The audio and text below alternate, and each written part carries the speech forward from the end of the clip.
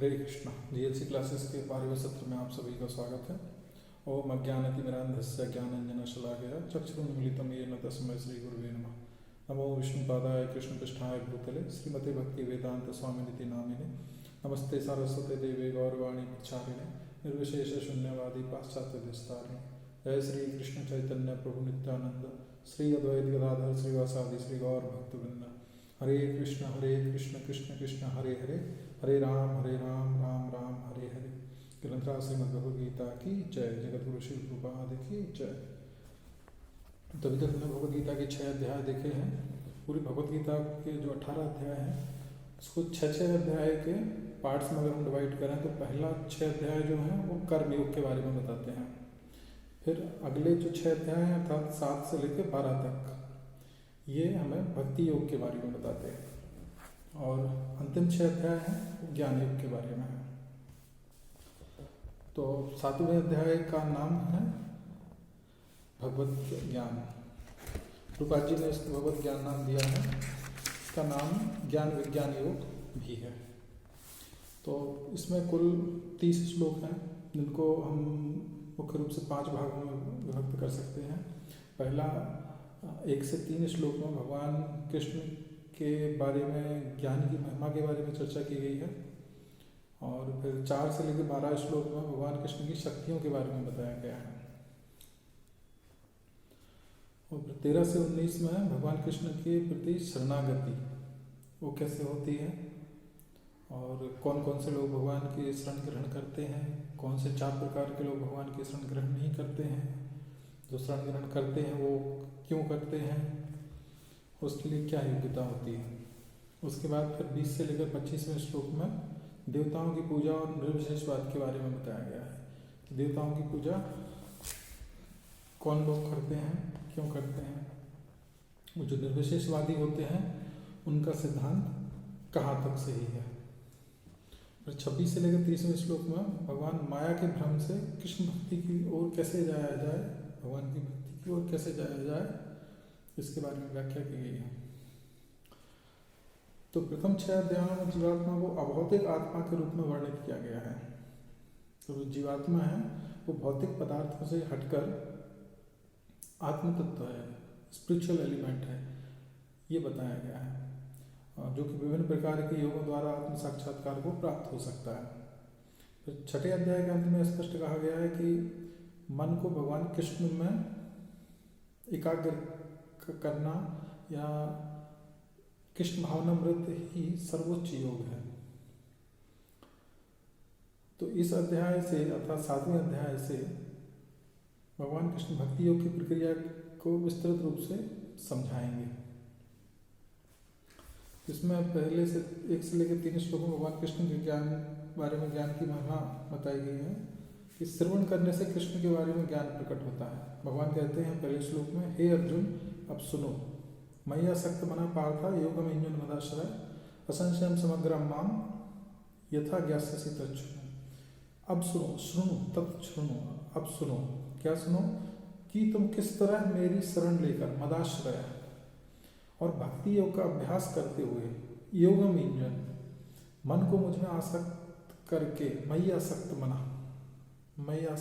अर्थात मुझ में मन को आसक्त करते हुए मुझे पूर्णतया समग्रम संशय रहे असंशयम जान सकते हो ज्ञासी से। तो भगवान बता रहे हैं कि अब सुनो अर्जुन कि तुम किस तरह से मन को मुझ में पूर्णतया आसक्त करके और भक्ति योग का अभ्यास करके, मेरी शरण ग्रहण करके और मुझे पूर्णतया संशय रहित होकर जान सकते हो।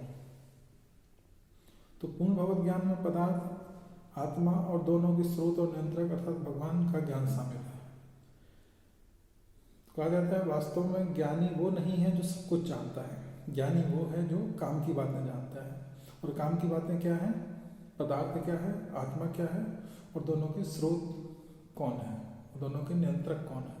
नियंत्रक कौन है, भगवान है। तो वास्तव में भगवान कृष्ण को जानना, संपूर्ण रूप से जानना संभव नहीं है, लेकिन आगे के अध्याय में हम देखेंगे भगवान कृष्ण स्वयं अपने बारे में बता रहे हैं। और आखिर में फिर भगवान अर्जुन से कहते भी हैं ये मेरी समस्त शक्तियों समस्त विभूतियों का एक अंश मात्र है। तो भगवान के बारे में पूर्ण ज्ञान तो प्राप्त नहीं किया जा सकता, लेकिन अगर भगवान चाहें, भगवान हम पर कृपा करें, तो हम अवश्य भगवान के बारे में कुछ जान सकते हैं। तो फिर आगे दूसरे श्लोक में भगवान कृष्ण के बारे में ज्ञान और विज्ञान में बताया गया, जैसे ज्ञानम ते हम सभी ज्ञानम वक्ष्यामि विशेषता यज्ञात्वा भूयो अन्य ज्ञातव्यम अवशिष्यते।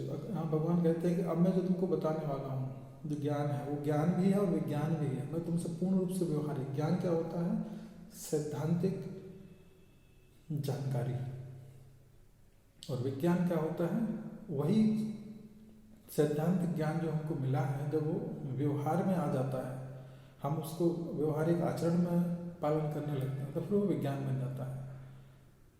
तो जैसे न्यूटन ने ग्रेविटेशनल फोर्स का डिस्कवरी की, ग्रेविटेशनल लॉ दिया, तो उन्होंने सिर्फ सिद्धांत की खोज की थी, लेकिन उनके सिद्धांत के आधार पर आज कितने बड़े बड़े सैटेलाइट्स स्पेस में जा रहे हैं, और भी उस सिद्धांत का बहुत वैज्ञानिक प्रयोग हो रहे हैं, जिनका उपयोग हम दैनिक जीवन में करते हैं। तो भगवान कहते हैं कि ये जो ज्ञान मैं तुमको देने वाला हूँ, ये पूर्ण रूप से व्यवहारिक है। जैसे अभी अर्जुन को पिछले अध्याय में भगवान ने अष्टांग योग और अन्य विधियों के बारे में बताया था, तो अर्जुन कह रहे थे कि ये व्यवहारिक है मेरे लिए। ऐसा सुनने में अच्छा लगता है, प्रैक्टिकली इम्प्लीमेंट इसका पॉसिबल नहीं है, संभव नहीं है, व्यवहारिक नहीं है। तो आगे भगवान कह रहे हैं कि अब जो मैं ज्ञान दूंगा वो पूर्ण रूप से व्यवहारिक है, प्रैक्टिकल नॉलेज देने वाले हैं भगवान। तो भगवान कहते हैं मैं तुमसे पूर्ण रूप से व्यवहारिक तथा दिव्य ज्ञान कहूँगा।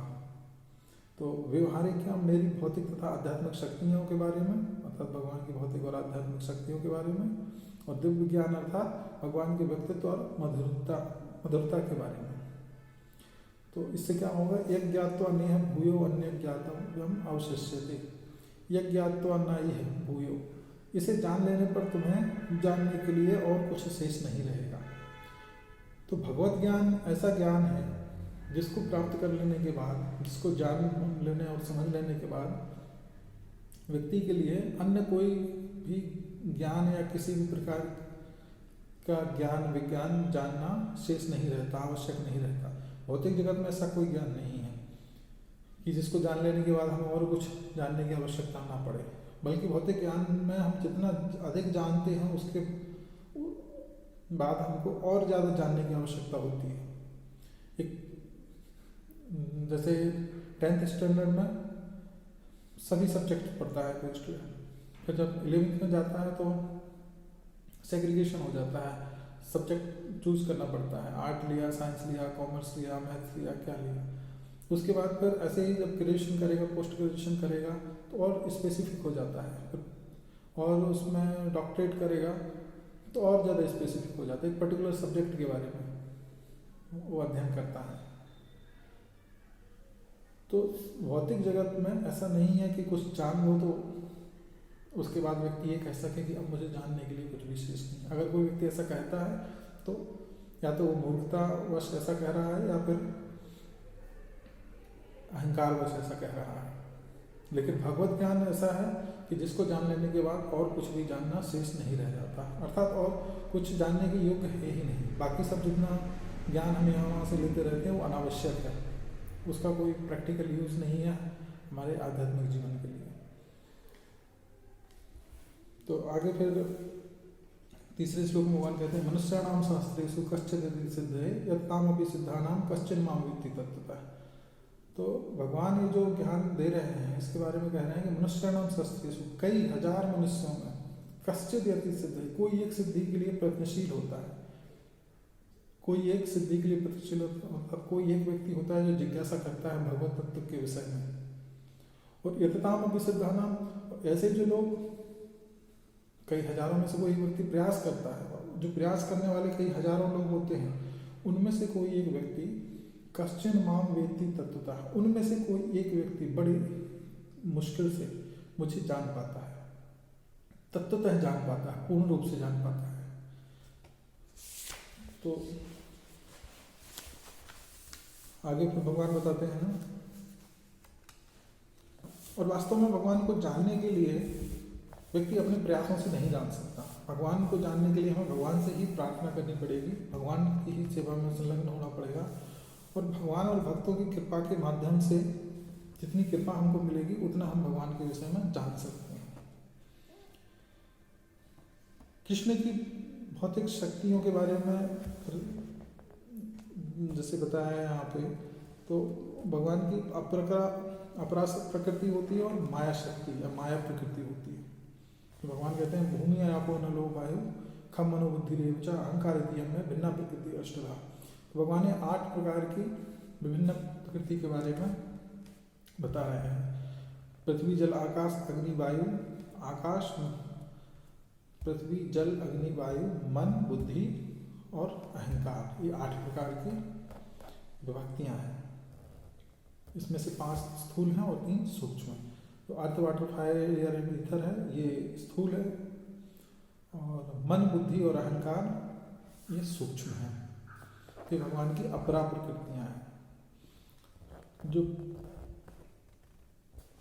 इसके बाद भगवान कृष्ण की जो आध्यात्मिक शक्ति है, जिसको परा प्रकृति है, जीव शक्ति है, जीवात्मा भी कहते हैं, अपरियम तस्त्वन्याम प्रकृति विद्ये में पराम जीव होता महाबाहो यही एकदम धारित जगत। यह जानो कि इस अपरा और अचेतन शक्ति के अतिरिक्त, अर्थात जिनका वर्णन भगवान ने अभी पहले किया है, जो 8 प्रकार की शक्तियां हैं, इनके अतिरिक्त मेरी एक अन्य परा अर्थात चेतन शक्ति भी है।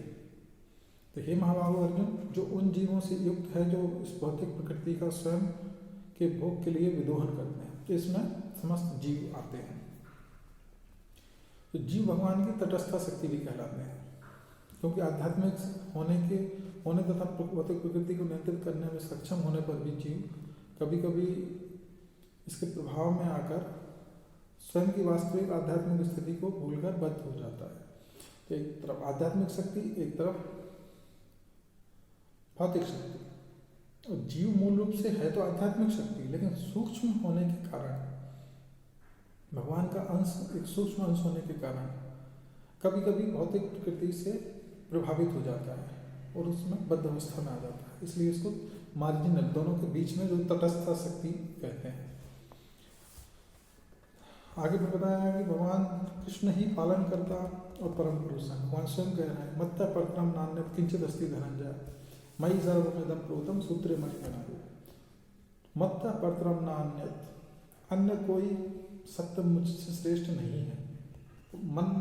मत्ता परतरम, मुझसे परतर, मुझसे ज्यादा श्रेष्ठ अन्य कुछ भी नहीं है।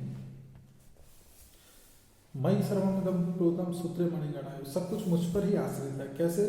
भगवान यहाँ पे उदाहरण देते हैं, जिस प्रकार एक मोतियों की माला होती है तो सारे मोती एक साथ जुड़े होते हैं, लेकिन वो क्यों जुड़े होते हैं? उनके अंदर लगे हुए धागे की वजह से। तो इसी प्रकार सारे जो ब्रह्मांड है, जो पूरा प्रकृति कार्य कर रही है, वो भगवान की वजह से ही कर रही है। तो भगवान सर्वोच्च पालन करता है। हालांकि भौतिक सृष्टि में भी, भौतिक जगत में भी कई लोग कई बार मिथ्या अहंकार के वश ये मान बैठते हैं मत्ता परतरम नान्यत, मुझसे ज़्यादा श्रेष्ठ, मुझसे ज़्यादा बढ़कर कोई नहीं है।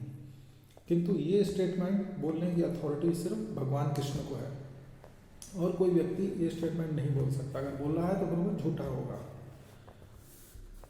तो आगे के 4 श्लोकों में भगवान कृष्ण बताएंगे अब कि कैसे इस जगत का पालन करते हैं। तो 8 से लेकर 11वें श्लोक में भगवान ने 14 उदाहरण दिए हैं, जैसे रसो महत्सु मौंतेय, हे कुंती पुत्र में जल का स्वाद हो, प्रभास में शशि सूर्य हो, मैं सूर्य तथा चंद्रमा का प्रकाश हूँ, प्रणव सर्ववेदेषु, वैदिक मंत्रों में मैं ओंकार हूँ, तपस्यास्मि तपस्विषु, तपस्वियों का तप हूँ, अग्नि की उष्मा हूँ, पृथ्वी की आद्य सुमन हूँ, बुद्धिमानों की बुद्धि हूँ।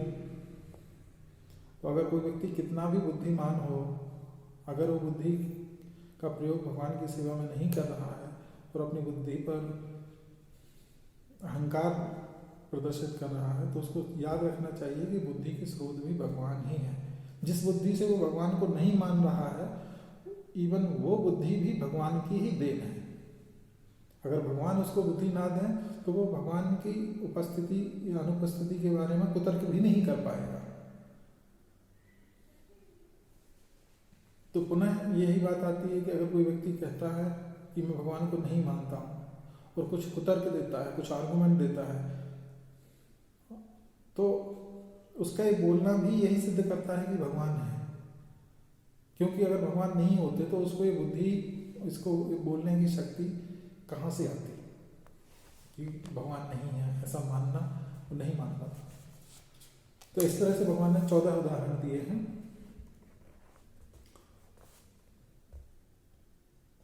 उसके बाद 12वें श्लोक में बताया गया कि भगवान कृष्ण गुणों से परे हैं, अर्थात सतोगुण, रजोगुण, तमोगुण, तीनों गुणों से भगवान परे हैं।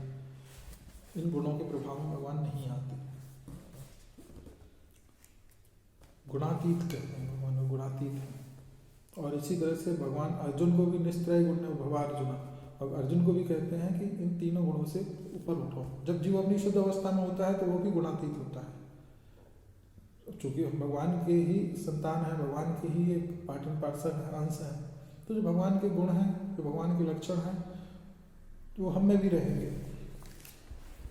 आगे फिर 13वें से लेकर 19वें श्लोक में भगवान कृष्ण के प्रति शरणागति के बारे में बताया गया है।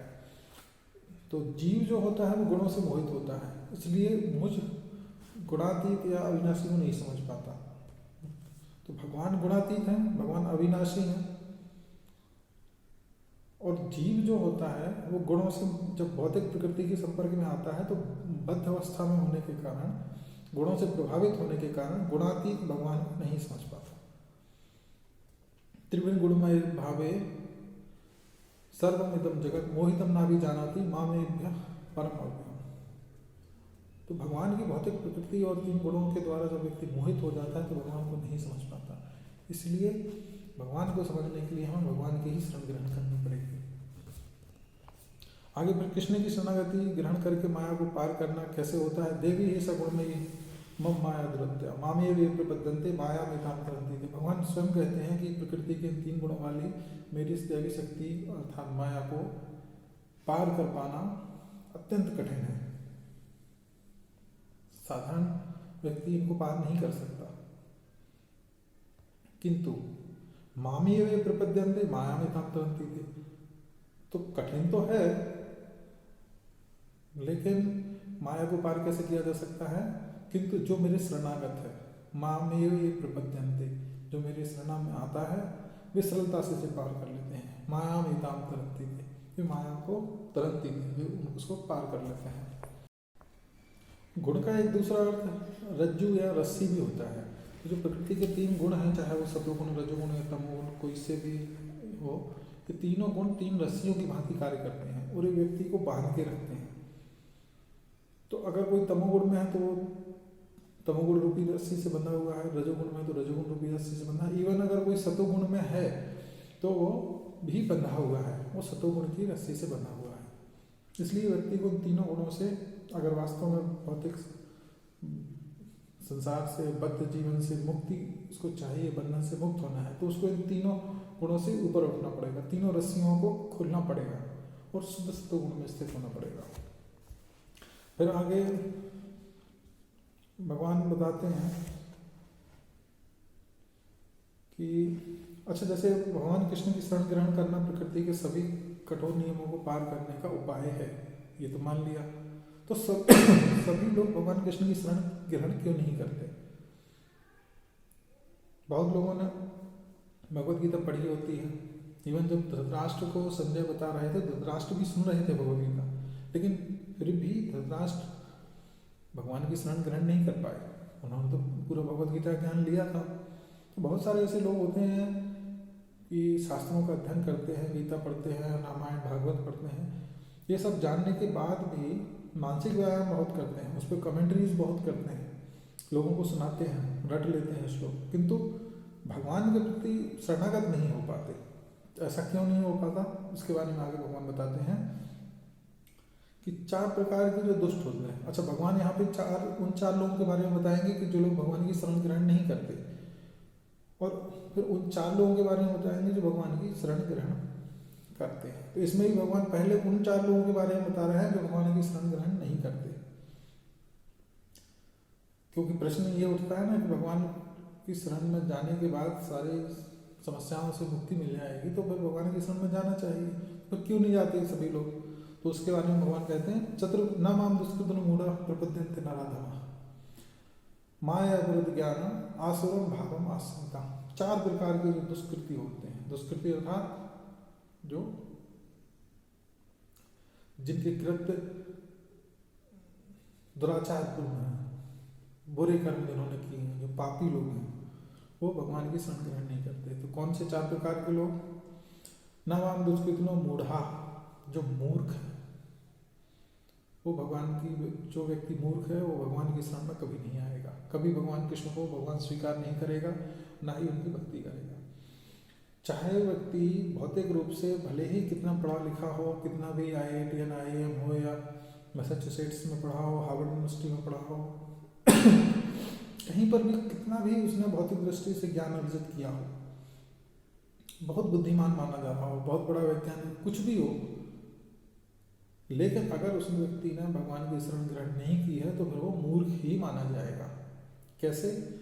क्योंकि भौतिक स्तर पर बुद्धिमानी जो व्यक्ति दिखा रहा है या बुद्धि का प्रयोग भौतिक सुविधाओं को बढ़ाने में कर रहा है अपने लिए और साथ ही समाज के लिए, सामान्य व्यक्ति अपने लिए भौतिक सुविधाओं को बढ़ाने का प्रयास करता है, और जो थोड़ा और ऊंचे स्तर के लोग होते हैं वो एक्सटेंडेड सेंस ग्रेटिफिकेशन करते हैं। एक्सटेंडेड अर्थात विस्तृत रूप से। सामान्य व्यक्ति अपनी इंद्रियों की तृप्ति करता है, कुछ लोग ऐसे होते हैं जो अपने परिवार की इंद्रियों की तृप्ति की व्यवस्था करते हैं, कुछ अपने गांव के लिए, कुछ शहर के लिए, कुछ देश के लिए, या कुछ पूरे विश्व के लोगों की इंद्रियों को तृप्त करने की व्यवस्था करते हैं। जो बड़े बड़े वैज्ञानिक होते हैं वो इस कैटेगरी में आते हैं। वो ऐसी नित्य नवीन खोजें करते हैं जिनसे हम भौतिक संसार में ज़्यादा से ज़्यादा भोग कर सकें, ज़्यादा से ज़्यादा हमको सुख सुविधाएं मिल सकें। लेकिन ये सारी चीज़ें व्यर्थ हैं, क्योंकि अल्टीमेटली ये सब टेम्परेरी है, और ये सिर्फ इसी जीवन में है। इस जीवन में ही व्यक्ति अच्छे से, सभी लोग तो इसका पूर्ण उपयोग कर भी नहीं सकते, तो ऐसा व्यक्ति मूर्ख ही माना जाएगा, क्योंकि ये जीवन उसको यहाँ सुख सुविधा बढ़ाने के लिए नहीं दिया गया है। रूपा जी जैसे कि एक एग्जाम्पल दिया करते थे, it doesn't matter how much perfume do you put into the toilet, it will remain toilet always. आप टॉयलेट में कितना भी परफ्यूम डालो, कितना भी बढ़िया डेकोरेशन और ऑर्नामेंटल ऑब्जेक्ट्स वहाँ पर रख लो, कितना भी सजावट कर लो, लेकिन वो हमेशा टॉयलेट ही रहेगा। तो इस भौतिक संसार में हम कितना भी सुख सुविधाओं की व्यवस्था कर लें, उससे हमें बहुत ज़्यादा कुछ लाभ नहीं होने वाला। तो जो व्यक्ति भगवान कृष्ण की शरण में नहीं आता है वो मूढ़ है, मूढ़ा। माया अपहृत ज्ञान और नराधम, जो नराधम है अर्थात मनुष्यों में, नरों में अधम है, सबसे निकृष्ट दर्जे का व्यक्ति है। सामाजिक रूप से भले ही कितना प्रतिष्ठा संपन्न व्यक्ति हो, किंतु अगर वो भगवान की भक्ति में संलग्न नहीं है तो वो नराधम ही है, उसकी सामाजिक प्रतिष्ठा का कोई मूल्य नहीं रह जाता। तो जो व्यक्ति मूढ़ है, मूर्ख है, नराधम है, माया अपहृत ज्ञान, जिसका ज्ञान माया के द्वारा हर लिया गया है वो। और फिर आखिर में भगवान कहते हैं आसुरम भाव आसुरता, जो असुर है, जिसकी भावना असुरों की जैसी है, आसुरम भाव, असुर भाव, असुर स्वभाव वाला व्यक्ति है, वो भगवान की शरण कभी ग्रहण नहीं करेगा। तो इस प्रकार से 4 लोग भगवान की कभी शरण ग्रहण नहीं करते, भले ही कितना वो ज्ञान ले लें, कितना भी पढ़ लें, शास्त्रों का अध्ययन कर लें। उसके आगे फिर भगवान बताते हैं कि कौन से 4 प्रकार के लोग भगवान की शरण ग्रहण करते हैं। चतुर्विधा भजन्ते माम जना सुकृतिनो अर्जुन आर्थो अर्थार्थी, आर्थो जिज्ञासु अर्थार्थी ज्ञानी च भक्तर्षभा। भगवान कहते हैं कि चतुर्विधा भजन्ते माम जना सुकृतिनो जना, जो जना सुकृतिनो, हे अर्जुन जो सुकृतिनो जन होते हैं, सुकृतिनो अर्थात पुण्यवान व्यक्ति होते हैं, वो 4 प्रकार के पुण्यवान व्यक्ति मेरी शरण ग्रहण करते हैं। कौन कौन से?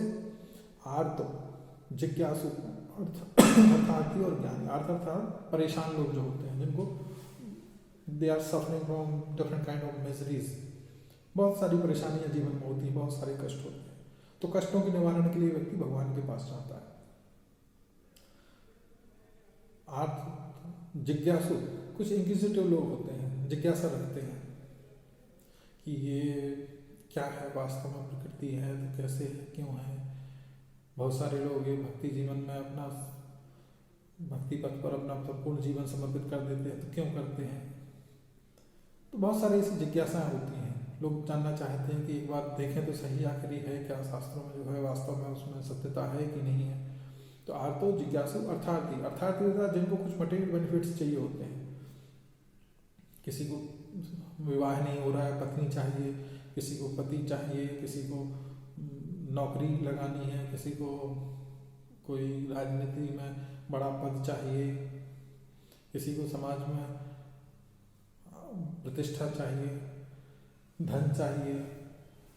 तो इस तरह से जो लोग होते हैं वो अर्थार्थी कैटेगरी में आते हैं। और चौथा होता है ज्ञानी, जिस व्यक्ति को शास्त्र को जो समझ चुका है, भक्तों के संग में रहकर श्रवण किया है, वो समझ चुका है कि ये भौतिक संसार नश्वर है, मैं शरीर नहीं, मैं आत्मा हूँ, भगवान कृष्ण परमात्मा है, परम भगवान है, और उनकी सेवा करना, उनकी भक्ति करना मेरा कर्तव्य है।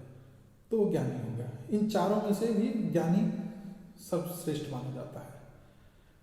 लेकिन फिर बात ये आती है कि क्या हर परेशान व्यक्ति, हर दुखी व्यक्ति भगवान की शरण में जाता है, या हर जिज्ञासा करने वाला व्यक्ति भगवान के बारे में ही जिज्ञासा करता है, या किसी को धन संपत्ति कुछ चाहिए तो क्या हर ऐसा व्यक्ति भगवान की शरण में जाता है? नहीं। बहुत सारे ऐसे लोग होते हैं जो कष्ट भुगत रहे हैं, तो वो कष्टों का समाधान अपने स्तर पर करते हैं, भौतिक संसार में करते हैं। तो हम देखते हैं कि हर प्रकार का आर्त व्यक्ति जो परेशान है, जिज्ञासु है अथवा अर्थार्थी है, जिसको धन संपदा या और भी जो भौतिक सुख चाहिए, भौतिक वस्तुएं चाहिए, तो ये सभी भगवान की शरण में नहीं जाते हैं। बहुत कम लोग जाते हैं इनमें से भी। तो ऐसा क्यों होता है? क्योंकि भगवान कहते हैं चतुर्विधा भजन्ते माम जना सुकृतिनो अर्जुना। इन चार में से भी वही लोग भगवान की शरण में जाते हैं जो सुकृतिनो होते हैं, अर्थात जो पायस होते हैं, पुण्यात्मा होते हैं। आगे भी भगवान जैसे कहते हैं येषां तुद्गतं पापम जनानां पुण्य कर्मणां ते द्वंद्व मोह निमुक्ता यजन्ते मां दृढ़मता। येषां तुद्गतं पापम, जिसके पापों का क्षय हो चुका है, और येषां तुद्गतं पापम जनानां पुण्य कर्मणां, और जिनके पुण्य कर्म इकट्ठे होते होते अब पुण्य कर्मों का उदय हो रहा है, ते द्वंद्व निर्मोह, वो व्यक्ति द्वंद्वों से मुक्त होकर यजन्ते मां दृढ़मता, दृढ़ता पूर्वक मेरी भक्ति करते हैं। तो भक्ति भी हम देखें यहाँ पर तीन तरह से कैटेगराइज कर सकते हैं। एक होती है केवल भक्ति या विशुद्ध भक्ति होती है, जिसमें केवल भगवान कृष्ण की प्रसन्नता के लिए बगैर किसी भौतिक पदार्थ की कामना के व्यक्ति या बगैर किसी भौतिक सुख की कामना के व्यक्ति भगवान की भक्ति करता है। उसके बाद होती है प्रधानीभूत भक्ति, यह कर्म ज्ञान अथवा योग की वृत्तियों से युक्त भक्ति होती है। तो ये जो चारों सुकृति की श्रेणी है भगवान ने बताया है, जना सुकृति अर्जुन, आर्तोर्थार्थी, जिज्ञासु और ज्ञानी, ये चारों इस कैटेगरी के अंदर आते हैं। तो इनका भी कुछ ना कुछ मोटो होता है। उसके बाद भी गुणीभूत भक्ति, यह कर्म ज्ञान अथवा योग और ऐसी ही अन्य प्रवृत्तियों से युक्त भक्ति होती है। जहाँ भक्ति द्वितीय गंध, मतलब यहाँ पर भक्ति जो व्यक्ति करता है, लेकिन उसके लिए भक्ति एक सेकेंडरी ऑब्जेक्ट है, प्राइमरी ऑब्जेक्ट नहीं है। तो चारों सुकृतियों में ज्ञानी सबसे श्रेष्ठ है, क्योंकि वह नित्य युक्त होता है, निरंतर भगवान का चिंतन करता रहता है। फिर आगे भगवान बताते हैं कि एक शुद्ध भक्त बहुत ही दुर्लभ होता है। उसकी दुर्लभता के बारे में भगवान बताते हैं कि एक शुद्ध भक्त को ढूंढ पाना इतना सरल नहीं है। क्यों? क्योंकि बहुनाम जन्मनाम अंते ज्ञानवान माम प्रपद्यते वासुदेव सर्वमिति स महात्मा सुदुर्लभ। सुदुर्लभ, दुर्लभ ही नहीं, सुदुर्लभ है, मतलब कठिन नहीं है, बहुत ज़्यादा कठिन है। एक ऐसा व्यक्ति ढूंढ पाना, ऐसा व्यक्ति का मिलना जो ये माने कि वासुदेव सर्वमिति, बहुनाम जन्मनाम अंते, बहुत सारे अनेक जन्मों के बाद ज्ञानवान माम प्रपद्यते, कोई एक ज्ञानी व्यक्ति होता है जो मेरी भक्ति कर पाता है। और वासुदेव सर्वमिति स महात्मा सुदुर्लभ, ऐसा व्यक्ति प्राप्त कर पाना कि जो ये समझे कि वासुदेव ही भगवान है, सब कुछ वासुदेव है सर्वमिति, ऐसा व्यक्ति प्राप्त कर पाना बहुत कठिन है। हाँ, ऐसे लोग मिलते हैं जो मानते हैं कि हाँ वासुदेव भगवान कृष्ण बहुत कुछ है, लेकिन साथ साथ में अंदर ये भाव भी रहता है कि वो बहुत कुछ हैं, लेकिन मैं भी थोड़ा थोड़ा कुछ कुछ हूँ, मैं कुछ हूँ, और संसार में धन भी बहुत कुछ है, और मेरे मित्र, मेरे बंधु संबंधी ये भी कुछ है। तो भगवान को सब कुछ मानना, वासुदेव है सर्वमिति, सब कुछ भगवान है, ऐसा पूर्ण रूप से मानने वाला व्यक्ति प्राप्त करना बहुत ही कठिन है, भगवान यहाँ बताते हैं। तो आगे फिर 20 से लेकर 25वें श्लोक में भगवान ने देवताओं की पूजा विशेष बात के बारे में वर्णन किया है कि देवताओं के उपासक कौन होते हैं, कौन करते हैं देवताओं की उपासना। कामस्तस्त्र हृदय ज्ञान प्रपद्यन्ते अन्य देवता। सामान्य तौर पर हम देख भी सकते हैं कि क्या होता है समाज में, जो विभिन्न प्रकार के देवी देवताओं की उपासना करते हैं, क्यों करते हैं। कामस्तस्त्र हृदय ज्ञान, उनका जो ज्ञान है वो हर लिया गया है। क्यों। कामस्तस्त्र, विभिन्न भौतिक कामनाओं के द्वारा। तो जितने भी देवी देवताओं के उपासक या देवताओं को पूजने वाले हमको मिलेंगे, वो सब किसी न किसी भौतिक वस्तु की प्राप्ति के लिए देवताओं की उपासना करते हैं। किसी की शादी नहीं हो रही है तो 16 सोमवार का व्रत करेगा, किसी को कोई और किसी ने मन्नत मांगी है कि मेरी नौकरी लग जाए तो मैं हनुमान जी को इतने व्रत करेंगे, या शिव जी के लिए इतना करेंगे, या विभिन्न देवताओं के लिए। ये तो फिर भी ठीक है। बहुत सारे लोग ऐसे होते हैं कि जो मतलब शास्त्रों में देवताओं की उपासना है कर्मकांडी हिस्से में, किंतु बहुत सारे लोग ऐसे होते हैं जो अपने मनोकल्पित विचारों के अनुसार किसी की भी पूजा करने लगते हैं। मतलब वो शास्त्रों में उसको देवता का स्थान भी प्राप्त नहीं है, तब भी उसकी पूजा करने लगते हैं। और क्यों करते हैं। मोटो सबका एक ही होता है, मटेरियल बेनिफिट्स। तो भगवान कहते हैं क्यों करते हैं लोग भगवान देवताओं की पूजा। कामस्तस्त्र हृदय ज्ञान प्रपद्यन्ते अन्य देवता, जिनकी बुद्धि, जिनका ज्ञान कामनाओं के द्वारा, भौतिक इच्छाओं के द्वारा हर लिया गया है। क्योंकि जीवन का वास्तविक उद्देश्य जन्म मृत्यु के चक्र से मुक्त होना है, और देवी देवताओं की पूजा करने से, उपासना करने से हम ये उनकी उपासना करने से हम इस बंधन से मुक्ति प्राप्त नहीं कर सकते। क्योंकि देवी देवताओं को जो शक्ति प्राप्त होती है कुछ भी वरदान देने की या कुछ भी अपने उपासक की इच्छा पूरी करने की, वो भी भगवान से ही देवताओं को प्राप्त होती है। भगवान ब्रह्म संहिता में कहते हैं यद पाद पल्लविकम निधाय कुंभ द्वंद्वे प्रणाम समय सगणाधिराजा विज्ञान विहंतो मनमस्य जगत्त्रयस्य गोविंदम आदि पुरुषम तमहं भजामि। जो भगवान यद पाद पल्लविकम निधाय, जो भगवान गोविंद, आदि पुरुष गोविंद गणपति महाराज को उन पर कृपा करते हैं, उनको शक्ति प्रदान करते हैं। यद पाद पल्लविकम निधाय कुंभ द्वंद्वे प्रणाम समय सगणाधिराजा। भगवान गणेश इनकी पूजा करते हैं, द्वंद्वे प्रणाम समय सगणाधिराजा, अपने समस्त गणों के साथ में उन आदि पुरुष गोविंद को मैं प्रणाम करता हूँ। तो वास्तव में अगर हम देवी देवताओं की उपासना भौतिक समृद्धि के लिए करते हैं तो हम तो देवताओं को पसंद नहीं आता, क्योंकि अनेक देवता होते हैं जो भगवान के भक्त होते हैं। तो वो ये चाहते हैं, वो भी यही चाहेंगे जैसे हनुमान जी की कोई भक्ति करे, कोई हनुमान जी की पूजा पाठ करे, उनका व्रत रखे भौतिक इच्छा के लिए, तो ठीक है हनुमान जी कहेंगे। हनुमान जी चूंकि भगवान के शुद्ध भक्त हैं तो भगवान की भक्ति में हमेशा वो रमे रहते हैं। अब उनको बीच में आके कोई डिस्टर्ब करेगी, मुझे ये चाहिए वो चाहिए, तो उसको दे देंगे कि लो ये लो, चलो जाओ, मुझे दोबारा डिस्टर्ब मत करना। लेकिन अगर वास्तव में हम हनुमान जी से ये प्रार्थना करें कि हैं हनुमान जी, कृपा करके आप मुझे वो प्रदान कीजिए जो आपके हिसाब से आपको ठीक लगे, जो मेरे लिए श्रेयस्कर हो, जो मेरे लिए श्रेष्ठ हो। तो क्या लगता है हमें, क्या भगवान हनुमान जी हमें क्या देंगे।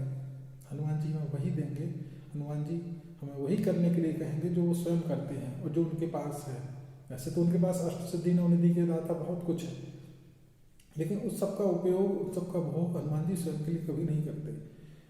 वो किस बात में आनंद लेते हैं, वो राम नाम के कीर्तन में आनंद लेते हैं, भगवान की सेवा में आनंद लेते हैं। अगर हम हनुमान जी पर निर्भर हो जाएं कि हे हनुमान जी कृपा करके आप मेरे लिए जो श्रेयस्कर है वो प्रदान करें, तो हनुमान जी निश्चित रूप से हमें भगवान की भक्ति ही प्रदान करेंगे।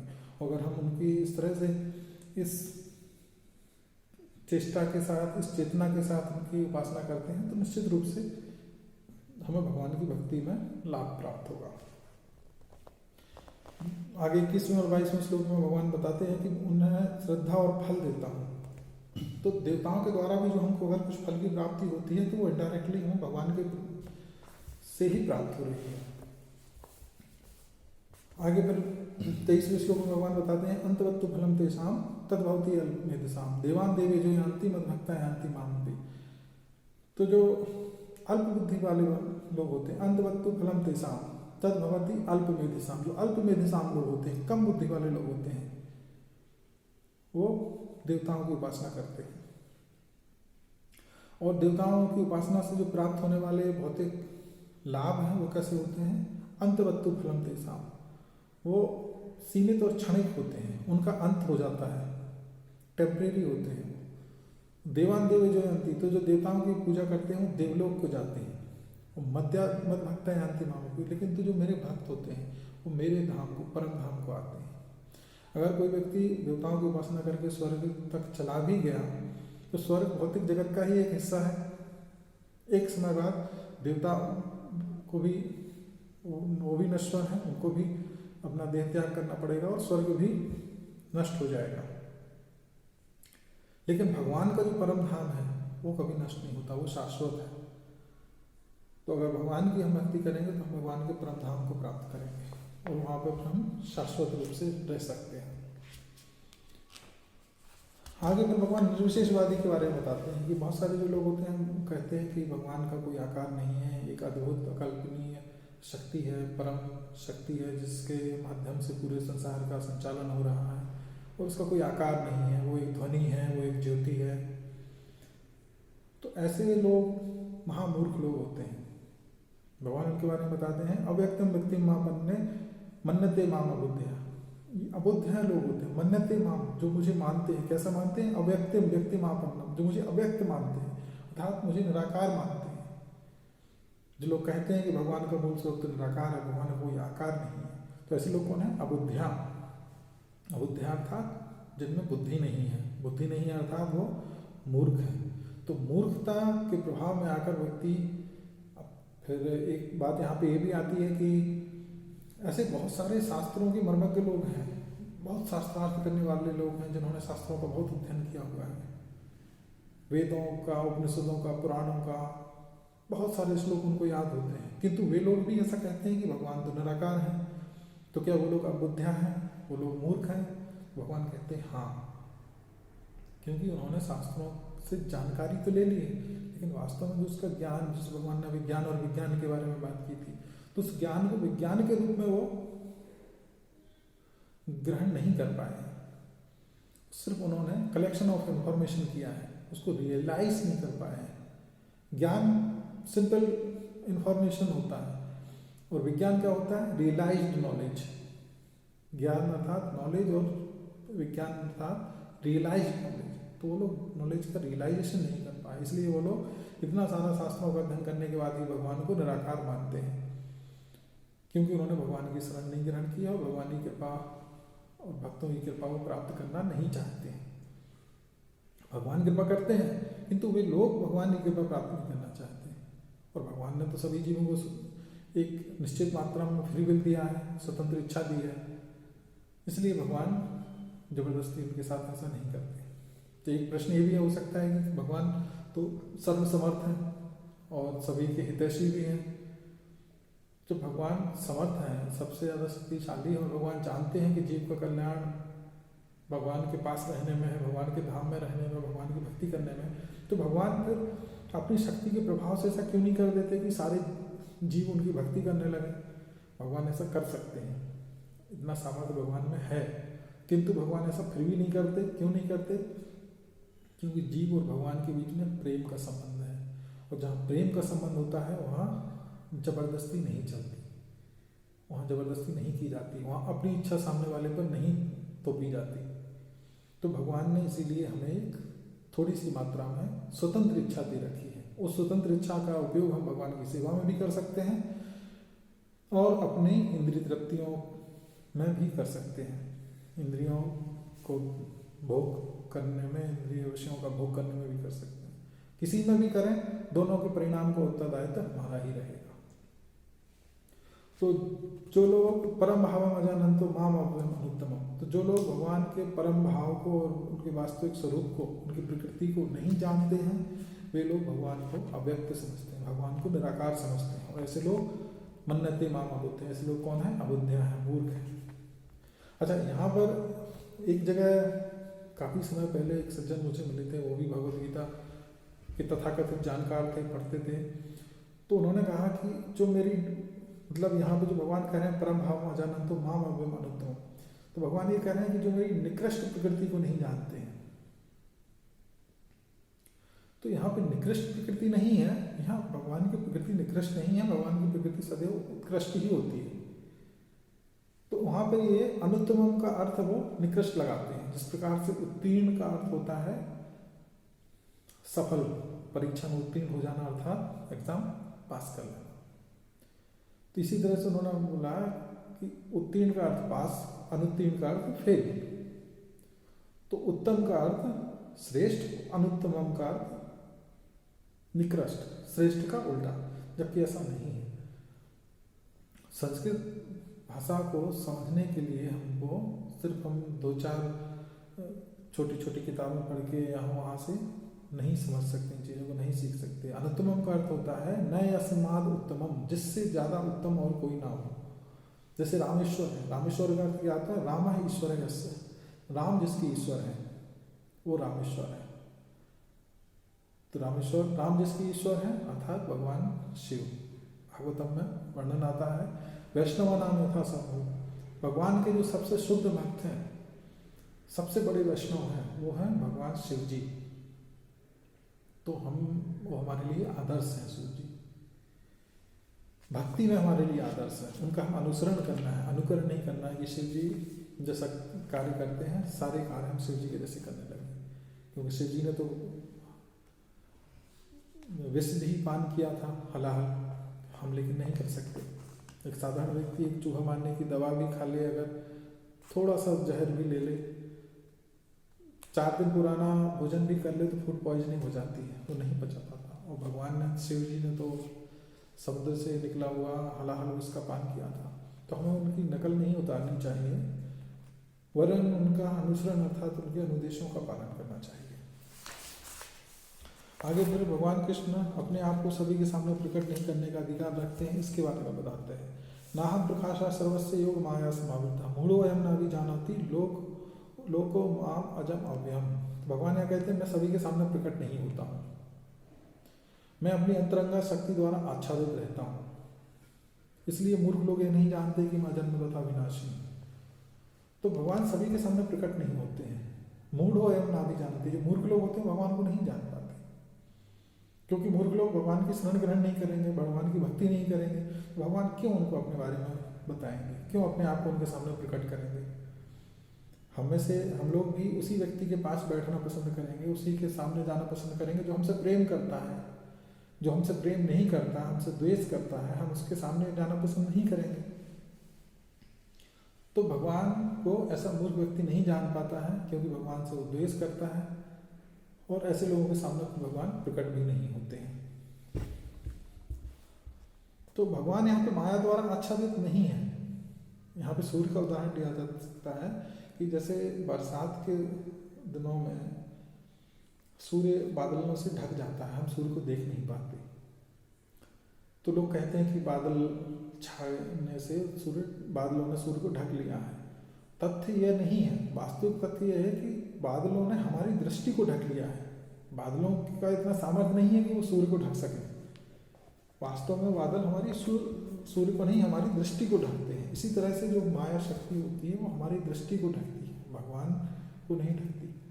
भगवान पर माया का प्रभाव नहीं हो सकता। अगर माया का प्रभाव भगवान पर हो जाए तो माया भगवान से ज़्यादा श्रेष्ठ हो जाएगी। तो परिभाषा अनुसार भगवान की जो परिभाषा है वही फेल हो जाएगी, वही गलत हो जाएगी। आगे फिर 26 से 30 श्लोक में माया के भ्रम से कृष्ण भक्ति की ओर कैसे जाया जाए ये भगवान बताते हैं। 26 श्लोक में भगवान कहते हैं वेदा हम संतीतानि वर्तमानानि च अर्जुन भविष्यानि च भूतानि माम तु वेद न कश्चन। मैं वह सब कुछ जानता हूँ। वेद अहम समतीतानि, वेद अर्थात मैं जानता हूँ, अहम मैं, वेद अहम समतीतानि, मैं सब कुछ जानता हूँ। क्या क्या जानता हूँ? वर्तमानी च अर्जुन, मैं वर्तमान के बारे में जानता हूँ हे अर्जुन। भविष्यानि च भूतानि च, मैं वर्तमान भी जानता हूँ, मैं भविष्य भी जानता हूँ, मैं भूतकाल में जो हो चुका है उसको भी जानता हूँ। तो भगवान त्रिकालज्ञ है, तीनों कालों में हुई घटनाओं या होने वाली या हो रही घटनाओं के बारे में भगवान पूर्ण रूप से जानते हैं।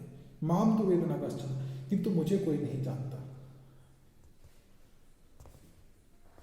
फिर आगे भगवान बताते हैं 27वें श्लोक में इच्छा द्वेष समुत्थेन द्वंद्व मोहेन भारत सर्वभूतानि सम्मोहम सर्गे यान्ति परन्तप। तो सभी जीव सृष्टि के आरंभ से ही मोहग्रस्त हैं। इच्छा और द्वेष, इच्छा भौतिक भोगों को भोगने की इच्छा और द्वेष भगवान से द्वेष। भगवान कहते हैं भोक्ताराम यदि तपसाम सर्वलोक महेश्वरम। तो यही बात हम लोग सामान्य व्यक्ति स्वीकार नहीं कर पाता कि भोक्ताराम यज्ञ तपसाम सर्वलोक महेश्वरम भगवान क्यों कहते हैं। ये बात तो मुझे कहनी चाहिए।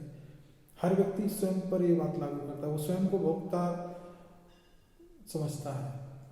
मत्त प्रतरम नान्यत् किंचित् अस्ति धनंजय, भगवान ने कहा, लेकिन सामान्य दृष्टि से हम भौतिक जगत में जब देखते हैं तो भौतिक कामनाओं से ग्रसित व्यक्ति मिथ्या अहंकार के वशीभूत होकर वो कहता है मत्त प्रतरम नान्यत्, मुझसे श्रेष्ठ कुछ भी नहीं है।